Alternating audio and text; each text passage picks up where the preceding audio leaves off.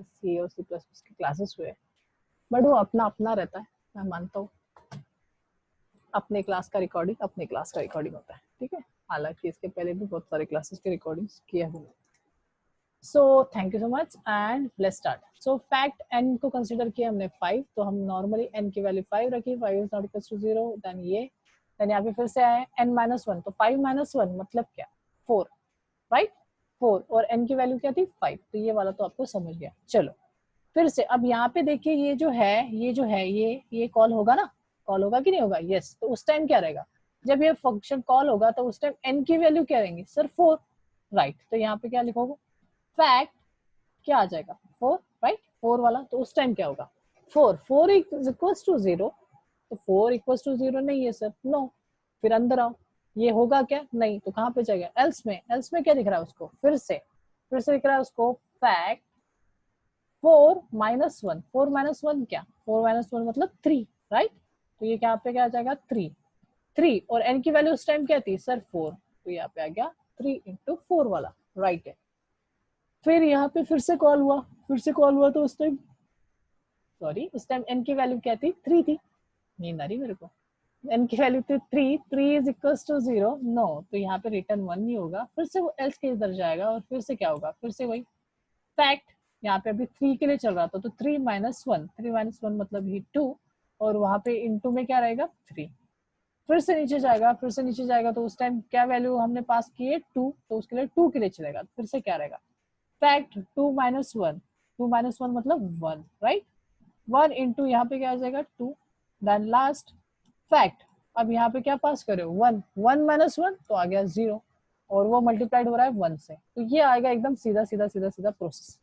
अब ये सीधा प्रोसेस तो आ गया, बट ये इतनी सारी चीजें अभी तक एग्जीक्यूट नहीं हुई, बिकॉज इसका अभी तक आंसर हुआ है क्या, नहीं, इनका किसी का भी आंसर अभी तक आया नहीं है। एक चीज मैं डिलीट करूँ बिकॉज ये डबल हो गया, ठीक है, इसको मैं हटा देता हूँ, बाकी नॉर्मल। ओके, तो यहाँ पे अभी तक आंसर नहीं आया था, बट अभी आंसर आएगा बिकॉज 0 पास हुआ है। जब हमने n की वैल्यू 0 पास की, तो 0 इज इक्वल टू 0 हुआ, तो क्या रिटर्न हुआ 1, कहाँ पे रिटर्न होगा, जहाँ पे जो फैक्ट की वैल्यू 0 थी वहां पे वो रिटर्न होगा। तो यहाँ पे मैं कट कर रहा हूँ, कट करके इसके जगह पे आ गया 1, क्या आ गया 1, 1 इज इंटू 1 तो 1 ही आएगा।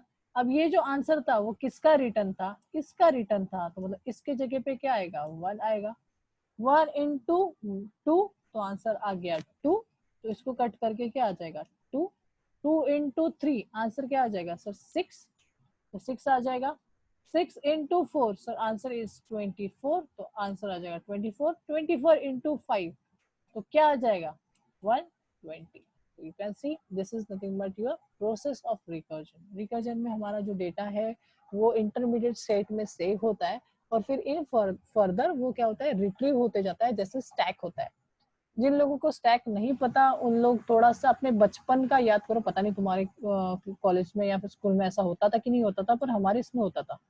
हमें जब असाइनमेंट मांगा जाता था तो क्या करते थे कि वो टीचर जो रहती थी वो बोलती थी कि आपके असाइनमेंट जो कॉपीज है वो यहाँ पे डेस्क पे लाके रख दो।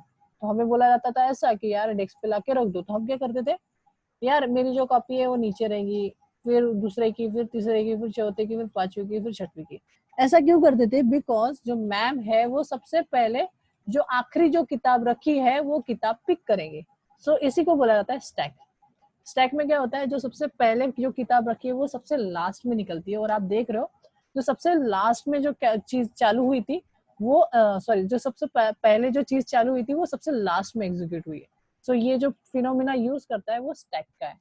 हाँ, पाइपलाइन वाला भी अच्छा कंसेप्ट है। पाइपलाइन वाला एकदम सिंपल, ऐसा पाइप है और ये पाइप एक साइड से बंद है, ब्लॉक है, आप यहाँ से मार्बल डाल रहे हो कच्चा, है ना, क्या कर डाल रहे हो कच्चा।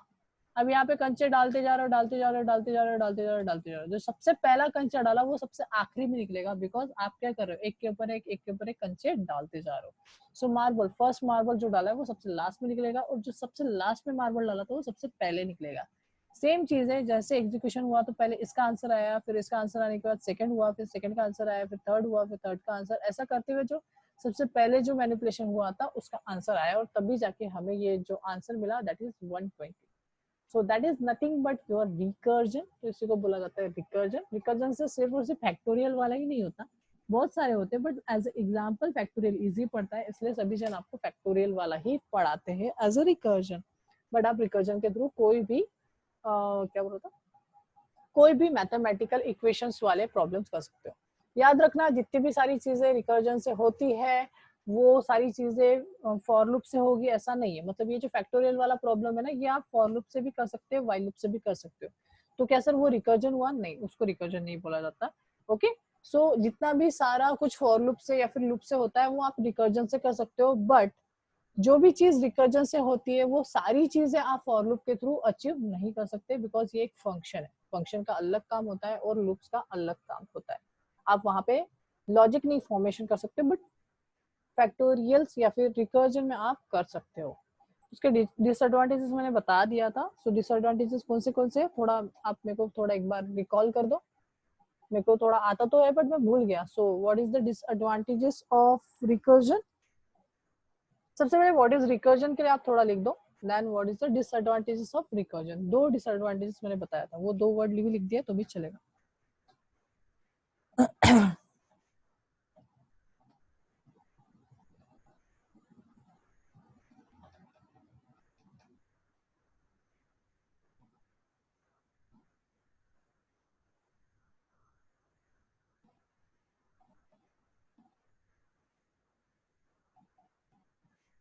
मेमोरी कंज्यूम करता है, right. Function calling itself is called as recursion, सही है दीपक।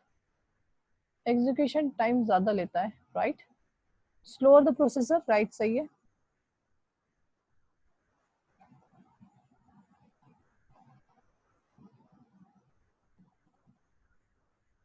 slower the process. So what is recursion? Function called itself, it's called as recursion. जब function खुद ही को खुद ही में call करता है, that's called as recursion.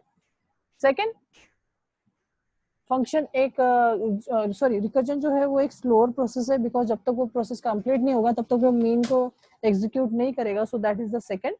And third one is its take a more memory as compare to non recursive programme.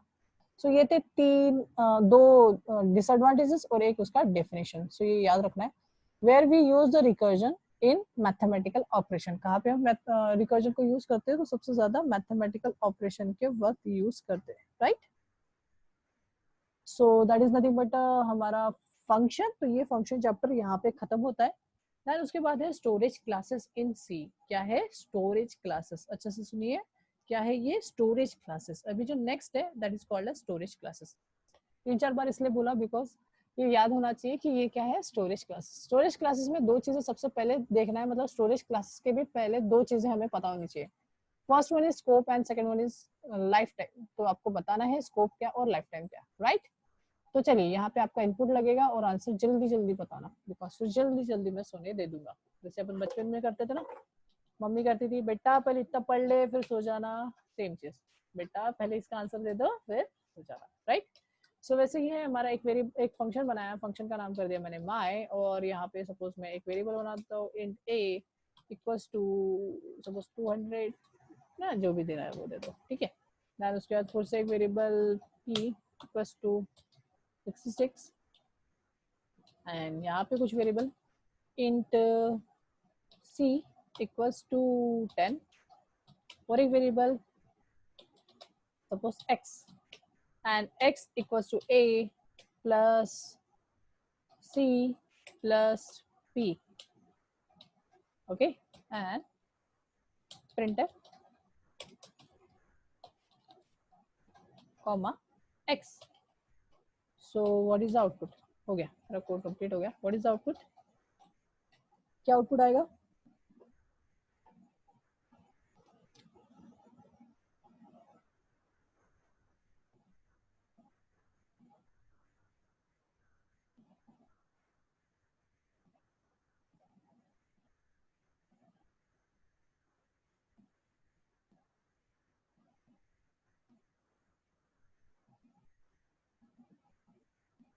Pranjali says 10, Munali says error, maybe error. Yes, anyone else? Anyone मतलब बाकी के बचे हुए remaining लोग। Yes Monali आप question पूछो। Voice question है तो मैं आपका माइक अनम्यूट कर देता हूँ। ओके, अभी सभी जन मेरे को लगते हैं कि आप सभी समझदार लोग हो, तो अभी माइक ओपन होते जाएगा, राइट? तो मैं अलाउ तो कर रहा हूँ सभी पार्टिसिपेंट्स को अनम्यूट करने के लिए, पर अननेसेसरी माइक ओपन मत रखना। मैं पहले बोल रहा हूँ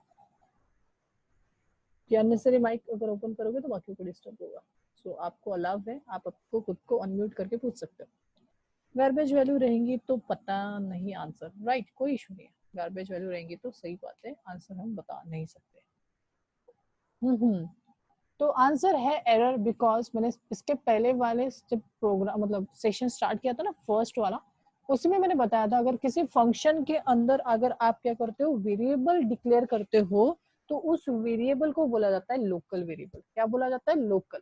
अगर उस वेरिएबल को आप एक्सेस करना चाहते हो तो सिर्फ और सिर्फ उसी फंक्शन में आप एक्सेस कर सकते हो, उसके बाहर आप एक्सेस नहीं कर सकते हो। मतलब जैसे माय फंक्शन के अंदर मैंने ए एंड पी को डिक्लेयर किया था, तो ए एंड पी को सिर्फ मैं इसी फंक्शन के अंदर, देखो ये जो दिख रहा है आपको, ये एक्वा ब्लू कलर का ये जो कर्ली ब्रेसेस हुआ है, इस कर्ली ब्रेसेस के अंदर ही हम यूज कर सकते हैं। एपी डिक्लेयर नहीं है, राइट? एपी जो है वो डिक्लेयर नहीं है मेन में, बट वो डिक्लेयर है माई में। तो माई के अंदर मैं ए और पी को एक्सेस कर सकता हूँ, बट मैं मेन में ए और पी को एक्सेस नहीं कर सकता। सो यहाँ पे ए और पी को एक्सेस नहीं कर सकता, सो दैट इज एरर। अगर मैं करूंगा तो ये कंपाइल टाइम में ही एरर मेरे को थ्रो करेगा। वेट करते हैं।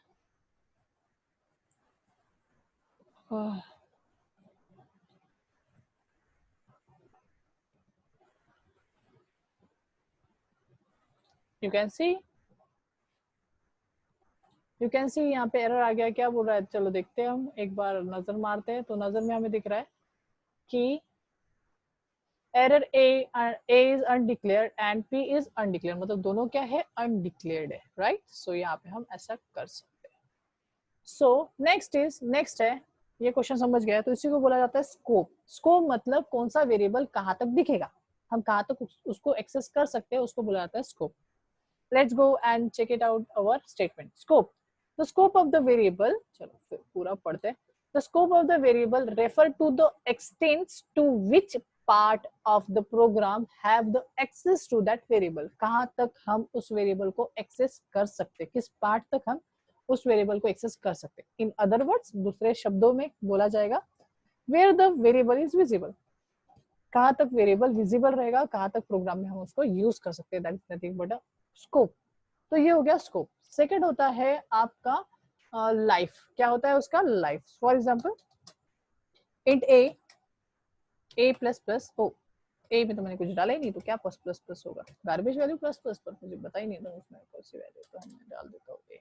हाँ ठीक है, तो यहाँ पे ऐसा कर दिया एंड मैं प्रिंटफ कर दिया and double quotes percent D and new line.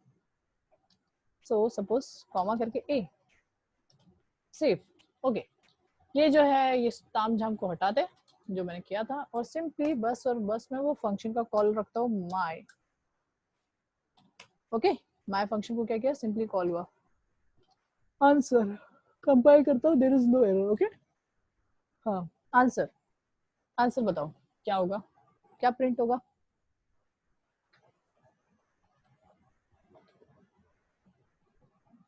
Scope फिर से एक बार। ओके, स्कोप का मीनिंग होता है, रुक जा आंसर देना, रुक जा।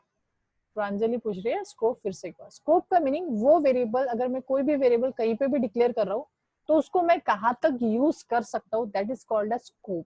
उसी को क्या बोला जाता है? स्कोप बोला जाता है। फॉर एग्जाम्पल अगर, अरे सिंपल एकदम इजी फॉर्म में बताओ तो, अरे माइक ऑफ रखो यार, मैं ना बंद कर देता हूँ, अनम्यूट वाला थोड़ी देर के लिए बंद कर देता हूँ। ओके, सो स्कोप में एकदम सिंपल फॉर्म में अगर मैं बताऊं तो आपके घर पे, मतलब सॉरी घर पे बोल रहा हूँ, हाँ, इंडिया में कौन सी करेंसी चलती है? इंडियन करेंसी चलती है। ये करेंसी सिर्फ इंडिया के अंदर ही चलती है, इंडिया के बाहर नहीं चलती, राइट? मतलब इंडिया के बाहर नहीं चलती इन द सेंस, ये जो करेंसी है ये लोकल करेंसी है। कौन सी करेंसी है? लोकल। मतलब जो भी हम 5 रुपए, 10 रुपए, 100 रुपए, 200 रुपए, 500 रुपए और 2000 का नोट, 2000 का नोट तो पता नहीं कहाँ चला गया, बट हाँ था, ठीक है। तो ये सारे जो नोट है ये इंडिया के हैं और ये इंडिया के अंदर ही चलेगा, इंडिया के बाहर नहीं चलेगा। ओके, कुछ कुछ कंट्रीज में चल जाएगा या फिर कुछ कुछ सिटीज वगैरह में, आउटर वाली सिटीज में चल जाएगा, पर पूरे जगह पे नहीं चलेगा। मतलब ये जो चीज है that is a local. So same चीज है, अगर आप कोई वेरिएबल बनाते हो फंक्शन के अंदर तो वो लोकल वेरिएबल कहलाते हैं, और उनका स्कोप जो होता है सिर्फ इसी के अंदर होता है। जैसे फॉर एग्जांपल ए को मैं यहाँ पे तो एक्सेस कर सकता हूँ, बट ये इसको मेन के अंदर नहीं कर सकता। मेन भी एक फंक्शन है, माई भी एक फंक्शन है, तो उसको दूसरे फंक्शन के अंदर हम एक्सेस नहीं कर सकते, उसी को बोला जाता है स्कोप। स्कोप का मीनिंग वो वेरिएबल वहां तक यूज कर सकते हो या नहीं कर सकते, राइट। तो अभी बताओ आंसर। तो ये था स्कोप। अभी हम पढ़ रहे हैं उसका लाइफ, कि वेरिएबल का लाइफ क्या होगा। सो दीपक सेज 10 एंड मोनाली सेज 11। बाकी लोग अभी आंसर दे सकते हो। सो वेदई says 11, Pranjali says 11, Puja says 11, Mushika ma'am says 11, Aniket says 11, Ritik says 11, yes, Achal says 11, Jyoti says 11, and सभी का आंसर में भी सभी का आंसर अभी 11 आएगा। सो कर देते, कंपाइल एंड रन और चेक इट आउट करते, तो आंसर इज 11। कॉन्ग्रेचुलेशन, आप क्या बोलो, कुछ नहीं जीतते हो। सेव मैंने एक बार क्या कर दिया, फिर से एक बार कॉल किया, तो क्या आएगा आंसर? कुछ चेंज होगा, सेम आएगा, क्या क्या होगा, क्या आउटपुट?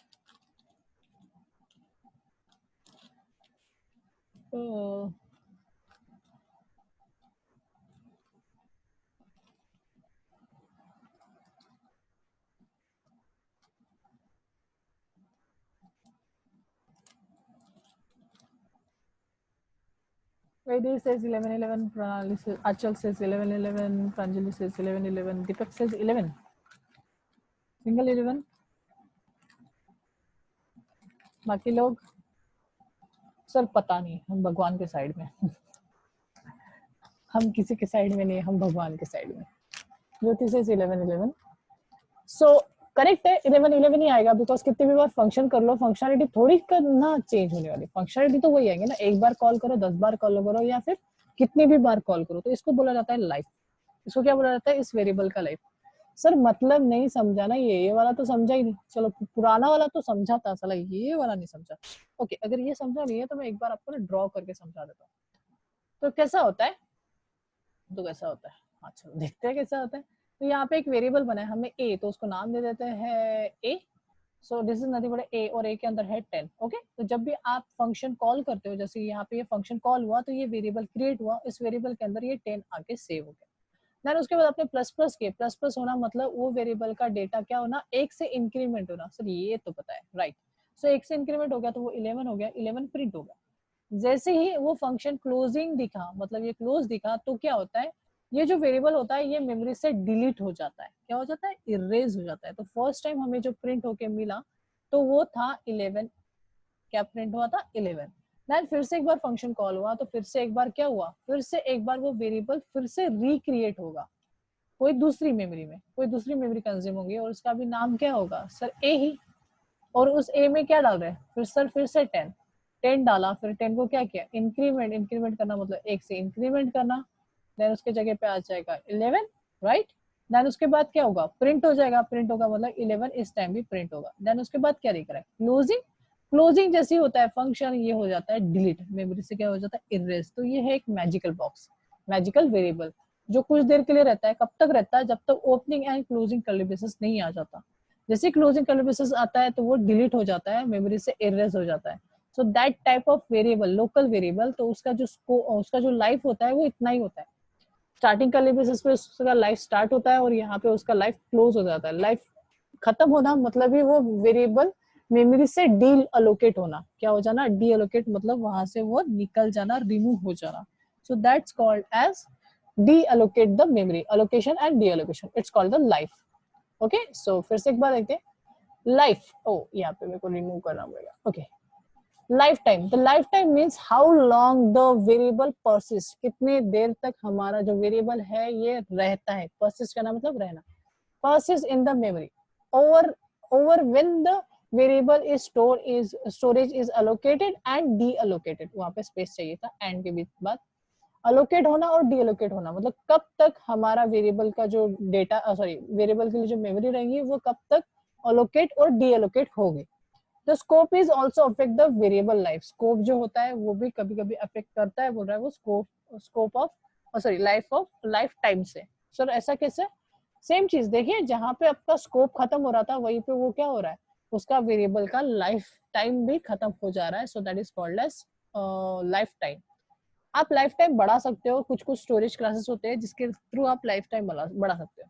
तो मतलब आप अगर कुछ कीवर्ड लगाते हो, जैसे मैंने यहाँ पे लगा दिया स्टैटिक, और स्टैटिक वेरिएबल बना रहा हूँ सपोज बी, और उसके अंदर सपोज रख दिया मैंने 10, तो ये जो स्टैटिक वेरिएबल है ना, ये मैजिकल बॉक्स नहीं है। मैजिकल बॉक्स होना मतलब जो डिलीट हो जाता है जब उसका स्कोप जाता है, मतलब ये ए हो गया। वैसे एक मेरी में एक और वेरिएबल बनेगा बी। अब ये जो बी है उसको मैं थोड़ा कलर चेंज करके बना रहा हूँ, बिकॉज ये डिलीट नहीं होगा, बिकॉज ये एक स्टैटिक वेरिएबल। स्टैटिक वेरिएबल मतलब इसको जो मेमोरी मिली है ये कांस्टेंट रहेगी। सर कब तक कांस्टेंट? स्टैटिक का मीनिंग कांस्टेंट होता है सर, ये पता है, बट कब तक कांस्टेंट? कब तक कांस्टेंट? जब तक ये पूरा प्रोग्राम खत्म नहीं हो जाता। ये प्रोग्राम जब तक एग्जीक्यूट पूरा कंप्लीट नहीं हो जाता, मतलब मेन मेथड जब तक कंप्लीट नहीं हो जाती, तब तक ये मेमोरी में क्या करेगा, सस्टेन करेगा। सर ठीक है, चलो मानते हैं। तो सबसे पहले पहला फंक्शन हुआ, फर्स्ट फंक्शन में चलो इसको पहले प्रिंट तो करा देते हैं, बी जो है, नहीं तो हमें पता ही नहीं चलेगा कि क्या हो रहा है। सो मैं और एक %d डाल रहा हूँ, आपको पता है ना 2 वेरिएबल प्रिंट करना है तो 2%d डालो, कॉमा करके बी को भी प्रिंट कर दो, तो कैसे दिखेगा, साइड बाय साइड, ए की वैल्यू एंड देन बी की वैल्यू, राइट। सेव करते हैं एंड स्टार्ट करते हैं हमारा एग्जीक्यूशन। तो सबसे पहले हम मेन पे चलते हैं और हमें दिख रहा है मेन में कि फंक्शन कॉल हो रहा है my function, right. My function call हो रहा है तो ए दिख रहा है, ए इज इक्वल टू क्या है सर, 10, मतलब ए के अंदर है 10। ओ कलर, ए के अंदर है सर 10, राइट करेक्ट है। देन उसके बाद और भी थोड़ा सा चेंजेस कर देता हूँ, नहीं तो बोलोगे सर कुछ भी तो नहीं हुआ। तो यहाँ पे दोनों को एक जैसा ही रखता हूँ, बी प्लस प्लस, राइट। हाँ, फिर क्या किया हमने, फिर क्या सर, हमने ए को प्लस प्लस, ए को प्लस प्लस करना मतलब क्या करना, ए की वैल्यू को एक से इंक्रीमेंट करना, तो हो जाएगा 11। Then second b plus plus, तो बी प्लस प्लस का मीनिंग क्या है, बी की वैल्यू को इंक्रीमेंट करना। तो सबसे पहले तो बी की वैल्यू क्या है सर 10, 10 को एक से इंक्रीमेंट करो, मतलब क्या करो, 11 हो जाएगा। तो सर दोनों तो सही है, सेम ही तो आ रहा है, ये भी 11 और ये भी 11, राइट है। तो प्रिंट करा दो, ए की वैल्यू क्या है 11, बी की वैल्यू क्या है 11, तो मतलब फर्स्ट टाइम क्या मिलेगा हमें 11 और 11, देन न्यू लाइन, है ना। तो ये फंक्शन हो गया खत्म। जब ये फंक्शन खत्म होगा तो वेरिएबल होते हैं डिलीट, मैंने बताया ना वेरिएबल क्या होते हैं डिलीट, तो सिर्फ यहाँ पे ए डिलीट होगा, बी डिलीट नहीं होगा। अच्छा सर, मतलब ए डिलीट होगा पर बी डिलीट नहीं होगा, ऐसा क्यों, बिकॉज उसको जो मेमोरी मिली है वो स्टैटिक मिली है, वो कब रिमूव होगा, जब ये इसका मेन का जो क्लोजिंग आएगा तब जाके वो डिलीट होगा, तब तक वो डिलीट नहीं होगा। तो वो अभी भी है, बट हमारा जो मैजिकल बॉक्स है वो डिलीट हो गया। ओके, फिर से मेरा ये फंक्शन कॉल हुआ। जब फंक्शन फिर से कॉल हुआ, मतलब ही क्या, मतलब ही और फिर से एक बार वेरिएबल को क्या करना पड़ेगा, क्रिएट करना पड़ेगा, बिकॉज ए इक्वल टू 10 और उसके अंदर हमें वैल्यू डाल देनी पड़ेगी 10, और ये वेरिएबल का नाम बनेगा ए। फिर बी क्रिएट होगा, सॉरी बी इस बार क्रिएट नहीं होगा, बिकॉज एक बार क्रिएट हो चुका है और वो मेमोरी में है, तो फिर से ये क्रिएट नहीं होगा। मतलब ये जो लाइन ऑफ कोड है ये सेकंड टाइम अगर आप कॉल करते हो फंक्शन को तो ये एग्जीक्यूट नहीं होगा। ओके सर, मतलब ये एग्जीक्यूट नहीं होगा बिकॉज वो पहले से है, राइट। देन फिर क्या है ए प्लस प्लस, ए प्लस प्लस मतलब जो भी आपका था उसको +1 करो, तो क्या था 10 था, तो 10 को +1 करो तो क्या हो जाएगा 11, तो ए की value 11। Then b plus plus, sir b plus plus, तो बी को क्या एक से इंक्रीमेंट, राइट, एक से इंक्रीमेंट, तो प्रीवियसली क्या था ए की सॉरी बी की वैल्यू सर 11, तो +1 हो जाएगा तो क्या हो जाएगा 12 हो जाएगा, क्या हो जाएगा 12, राइट। सो ए की वैल्यू 10, देन 11 हो गई थी, देन इसकी वैल्यू 12 हो गई, तो यहाँ पे क्या प्रिंट होगा सेकंड टाइम 11 एंड 12। तो आप देख रहे हो कि ए की वैल्यू तो फिक्स ही चल रही है, बिकॉज वो क्या हो जाएगा फिर से डिलीट हो जाएगा, रिमूव हो जाएगा। जैसे ही वो यहाँ पे एग्जीक्यूट होगा तो ये क्या हो जाएगा, यहाँ से रिमूव हो जाएगा। नेक्स्ट टाइम फिर से अगर फंक्शन कॉल होगा तो फिर से ही वही सारा तामझाम रहेगा। सो that is nothing but your life, you can see. अभी मैं उसका आउटपुट दिखा रहा हूँ, इसलिए मैंने उसको डिलीट किया एंड मैं रन करके दिखाता हूँ, तो आपको दिखेगा 11 11 एंड 11 12। बी की वैल्यू इंक्रीमेंटेड फॉर्म में दिखेगी, बट ए की वैल्यू नहीं, बिकॉज ए एक कांस्टेंट नहीं है, वो मेमोरी मिलती है उसको और डीएलोकेट होता है। बट हमारा जो स्टैटिक वेरिएबल है उसकी लाइफ ज्यादा होती है, बड़ी स्कोप यहाँ तक ही है। बी को मैं इस मेन से कॉल करने की कोशिश करूंगा तो वो होगा नहीं, बट इसका जो लाइफ है ये बढ़ गया है। लाइफ कैसे बढ़ा है, जब तक मैं फंक्शन कॉल करते रहूंगा तो वो आते रहेगा, उसके आगे आगे वो जाते रहेगा, मतलब वो वेरिएबल उस मेमोरी से डीएलोकेट हो रहा है क्या, मतलब डिलीट हो रहा है क्या, नहीं। यू कैन सी 11, 11, 11, 12, 11, 13, 11, 14 कितने बार फंक्शन को कॉल करूंगा मेरा जो है v वो इंक्रीमेंटेड फॉर्म में नजर आएगा। तो ये है स्टैटिक। स्टैटिक एक ही बार इनिशियलाइज होता है और वो आखिरी फाइनल तक चलता है। ओके, तो ये भी एक क्या है हमारा storage class, you can see storage class. तो स्टैटिक हमने भी पढ़ ही लिया है, तो उसका मैं थोड़ा सा थ्योरी पार्ट कंप्लीट कर लेता हूँ। Static variable is initialize only once. वो क्या होता है, एक ही बार इनिशियलाइज होता है, मतलब एक ही बार क्रिएट होता है। So static variable is initialize only once and exist, क्या करता है वो रहेगा, सस्टेन करेगा। Exist till the end of the program, कब तक, जब तक प्रोग्राम खत्म नहीं हो जाता। प्रोग्राम कब खत्म होता है, जब मेन का क्लोजिंग करली बेसिस आता है। So static variable is initialize only once and exist till the end of the program. It returns it value between the multiple function. वो क्या करता है, फंक्शन टू फंक्शन उसकी वैल्यू को आगे आगे फॉरवर्ड करते जाता है। यू कैन सी, आपने देखा था जो मेरा जो बी था वो आगे आगे जब मतलब बार बार आप फंक्शन कॉल कर रहे थे तो उसमें उसकी वैल्यू को क्या कर रहा है, रिट्रीव कर रहा है, रिटर्न कर रहा है वापस, बार बार नेक्स्ट वाले चीज को देते जा रहा है। So that is nothing but a retrieve करना। सो जो पाली मला static variable is initialized only once and exists till the end of the program. It returns its value between the multiple function calls. The static variable has a default value 0 when it is provided by compiler and which is provided by compiler. So ये क्या बोला है उसने आखिरी statement, कि अगर आप कोई वेरिएबल बनाते हो नॉर्मल सा विदाउट स्टैटिक, तो उसमें कोई वैल्यू जो रहेंगी वो हमें पता नहीं रहती, मतलब उसमें जो वैल्यू रहती है उसको गार्बेज वैल्यू बोला जाता है। हालांकि अगर मैं बात करूं स्टैटिक की, तो स्टैटिक वेरिएबल को अगर आपने बनाया और उसमें कोई भी वैल्यू नहीं डाली तो उसमें होती है डिफॉल्ट वैल्यू 0, जो कि कंपाइलर डालता है, मतलब उसमें कभी भी आपको गार्बेज वैल्यू नहीं मिलेगी। ओके, सो ये याद रखना है, यहाँ पे कोई स्पेशल ट्रीटमेंट देता है compiler. Static variable has the default value, फिर से एक बार, static variable has the default value which is provided by compiler. Compiler उसको एक डिफॉल्ट वैल्यू प्रोवाइड करता है, दैट इज 0। अगर आप कुछ भी वेरिएबल स्टैटिक वेरिएबल बनाओगे उसमें वैल्यू नहीं डालोगे तो वो ऑटोमेटिकली 0 रहेगा। बट अगर नॉर्मल वेरिएबल की बात करूँ तो नॉर्मल वेरिएबल में कुछ भी डेटा हो सकता है, उसी डेटा को हम गार्बेज डेटा बोला जाता है, गार्बेज कलेक्शन। होप कि ये आपको समझा होगा। लेस देन 7 मिनट का टाइम बचा है तो मैं आगे के टॉपिक स्टार्ट नहीं करूंगा, थोड़ा सा बचा था, मैं ट्राई तो करना था कि आज मैं कंप्लीट करूं, बट हरी से अच्छा आराम से पढ़ो। ओके, सो नेक्स्ट वाले इसमें मैं करूंगा local variable and global variable. 6 minute है, if you anyone have question तो पूछो, अदरवाइज क्या, ये थोड़ा थ्योरी पढ़ लेंगे, कोई इशू नहीं है। तो बताओ, 1 मिनट वेट करते हैं, देन फिर मैं थ्योरी रीड आउट कर दूंगा। लोकल वेरिएबल थ्योरी रीड करने से भी समझ जाते हैं। Anyone have any doubt? No कर दो तो मैं गो फर्दर कर दूंगा।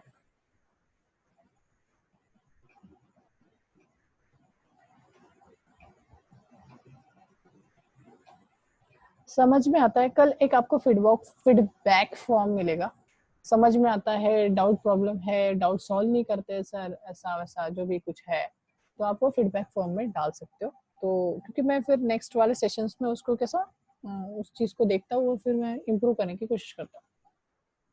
तो अगर वैसा कुछ रहेगा तो आप मेरे को बता सकते हो। पेड वाले कोर्सेज के लिए जो भी रेडी है तो अभी ज्वाइन कर लेना है। C++ के पेड क्लासेस स्टार्ट होंगे, बिकॉज इन द मिडल से एडमिशन स्टार्ट हो जाती है। तो अगर आप चाहते हो तो मेरे को पर्सनली मैसेज करो, बिकॉज एक बार सीट फुल हो गई, यहाँ पे जैसे 20 से 30 लोग रहते हैं, 60 लोग रहते हैं, वहाँ पे वैसा नहीं होता। वहाँ पे ज्यादा से ज्यादा हम 5 लोग या 6 लोग ही रखते हैं, बिकॉज सभी के क्वेश्चन और सभी के आंसर होने चाहिए। यहाँ पे क्वेश्चन और आंसर हो नहीं पाते बिकॉज टाइम लिमिट वगैरह, बट वहाँ पे वैसा नहीं होगा, पेड वाले क्लासेस में वैसा नहीं होगा। So if you want to enroll in C++, वो भी एक डीप का है, उसमें भी एक प्रोजेक्ट रहेगा, इसमें भी एक प्रोजेक्ट है लास्ट क्लास में। अभी मैं वो प्रोजेक्ट को फिर से कंप्लीट करूंगा, जो रिमेनिंग बचा था ना थोड़ा सा, जो आपको असाइनमेंट दिया था वो। ओके, 1 मिनट का टाइम दिया था मैंने आपको, आपका किसी का भी क्वेश्चन नहीं था, मतलब नहीं है, सो ओके कोई बात नहीं। सो यहाँ पे अभी हम पढ़ लेते हैं theory. Local variable, local variable is declare inside the function. ऐसे वेरिएबल जो फंक्शन के अंदर डिक्लेयर करते हैं, जैसे इंट के अंदर मैंने डिक्लेयर कर दिया है, फिर फंक्शन के अंदर, उस टाइप के वेरिएबल को बोला जाता है local variable. Local variable is declare inside a function. Second, a local variable is a visible only inside their function। वो फंक्शन के अंदर ही दिखते हैं, उसके बाहर आप एक्सेस नहीं कर सकते। ठीक है, only statement inside the function, जो भी स्टेटमेंट जो भी कोड फंक्शन के अंदर लिखोगे, उसी फंक्शन के अंदर लिखोगे, function inside the function can access that local variable, वही लोग उसको access कर सकते हैं. Local variable can declare when the control enter a function and local variable get destroyed. वो बोल रहा है local variable को declare करते हैं हम जब function के अंदर हम enter होते हैं. क्या बोल रहा है वो देखो, control enter का meaning opening curly braces. जब opening curly braces होते हैं तब हम local variable को declare करते हैं, और जब closing curly braces होता है तो local variable क्या हो जाते हैं, destroyed हो जाते हैं. So local variable declare when the control enters the function and local variable get destroyed when the control exit from the function. जब closing curly braces होते हैं तो वो function से उनका स्कोप चला जाता है, तो वो डिलीट हो जाता है. So next है local variable, global variable. Global variable are the declare outside of any function. जो global variable होते हैं वो सभी function के बाहर डिक्लेयर किए जाते हैं. सर कैसे? जैसे मैंने यहाँ पे my function के ऊपर जाके मैंने कोई वेरिएबल डिक्लेयर किया, सपोज मैंने कर दिया g इक्वल्स टू 55, तो ये जो वेरिएबल है ये ग्लोबल है. सर ग्लोबल क्यों? बिकॉज इस g वेरिएबल को मैं फंक्शन के अंदर भी, my फंक्शन के अंदर भी यूज कर सकता हूँ और मेन फंक्शन के अंदर भी, बिकॉज वो किसी की जागीर नहीं है, वो इंडिविजुअली अपना एक इंडिविजुअल उसकी कुछ वैल्यू है. तो ग्लोबल वेरिएबल को आप सभी फंक्शंस के अंदर क्या कर सकते हो, एक्सेस कर सकते हो और चेंज भी कर सकते हो. Global variable are declare outside of any function, किसी भी कोई भी फंक्शन के सब कोई भी मतलब एनी मतलब सभी फंक्शन के बाहर रहेगा, किसी फंक्शन के अंदर नहीं रहेगा. A global variable is visible to the any and every function. Global variable जो होते हैं वो एनी और एवरी फंक्शन मतलब कोई भी और कैसे भी फंक्शन के अंदर एक्सेस हो सकता है. Can be used by any piece of code, और कोई भी कोड के अंदर आप उसको एक्सेस कर सकते हैं, बिकॉज उसका जो स्कोप होता है वो ओवरऑल प्रोग्राम होता है. अनलाइक अ लोकल वेरिएबल के जैसा ना होना. तो global variable retrieve there values between the multiple function. अगर आप क्या करोगे, एक फंक्शन के अंदर उस ग्लोबल वेरिएबल की वैल्यू चेंज कर दोगे, तो अगर दूसरे फंक्शन से एक्सेस करोगे तो जो चेंजेबल जो रहेगा वही चीज आपको मिलेगी. मतलब वो क्या करता है, उसकी वैल्यू को रिट्रीव करता है, चेंजेबल फॉर्म में रखता है. ठीक है. retrieve their values between the function calls and throughout the program execution. मतलब प्रोग्राम एग्जीक्यूशन में उसमें चेंजेस होते हुए आपको नजर आते हैं. उसके बाद है स्टोरेज क्लासेस, जो हम कल वाले इसमें स्टार्ट करेंगे, फर्स्ट वाले इसमें, और फिर यहाँ पे ये डे 3 फाइनली खत्म हो जाएगा. और डे 3 के बाद सभी जो है वो काफी ज्यादा इजी चैप्टर्स है, जैसे मैंने इसके पहले भी बताया था. तो ये ऐसा एक दिन में, एक या फिर 2 दिन में कंप्लीट हो जाएंगे. सो कंप्लीट हो जाएगा. आज का डे कौन सा है, डे है 10. यस, 5 days में आपका सिलेबस कंप्लीट हो जाएगा. No worries. Anyone have any questions तो you can ask me, otherwise आपको मैं अभी यहाँ पे ये डाल देता हूँ, क्या बोलते हैं, पीडीएफ डाल देता हूँ, डे 1, 2, 3 का डाल देता हूँ. Anyone have any doubt you can ask मी. किसी को कोई भी कोर्स करना है जो जॉब ओरिएंटेड वगैरह, हाँ नेक्स्ट संडे, अपकमिंग संडे को रहेगा मैम का lecture, digital marketing. That is a demo lecture, so you can join. यहाँ पे मैं 3 भेज देता हूँ. उसके लिए भी यस इनरोल करना है. क्वेश्चन है इनरोल करना है क्या? सो यस, आपको उसके लिए भी इनरोल करना पड़ेगा. HTML वाला कब स्टार्ट होने वाला है? HTML वाला कब स्टार्ट होने वाला है अभी तक डिसाइड नहीं किया है, बट जल्दी, जैसे मेरे को एक सेशन है वो अगर खाली होता है तो फिर मैं वो ले लूंगा. सो डे 1, डे 2 एंड डे 3 आप इसके अंदर देख लेना. अगर कुछ डाउट है तो आप मेरे को पूछ सकते हो. सर क्या ये नोट्स क्या फ्रेंड्स को, हाँ दे सकते हो यार, कोई इशू नहीं है, दे दो, क्या क्या ही हो जाएगा. मैं डांटूंगा थोड़ी यार कि तुम नोट्स पढ़ने के लिए होते हैं, आप दे सकते हो.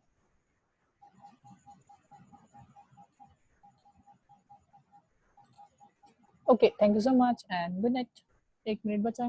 Tata, bye bye, good night, sweet dreams, take care.